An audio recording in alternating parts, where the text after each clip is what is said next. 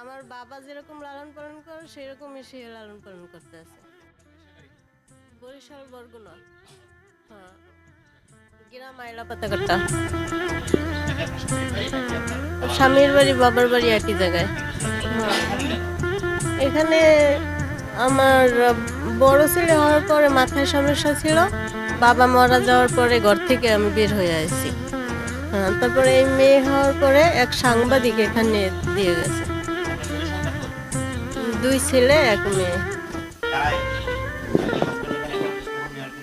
না, সে তো আবার আরেকটা বিবাহ করছে। আমার বাপ থাকলে আসতো, আমার বাপ নাই, মা আছে অসুস্থ। ভাই আছে একটা মিশরে থাকে, সে যদি আসে কোনোদিন তাহলে নিতে পারে।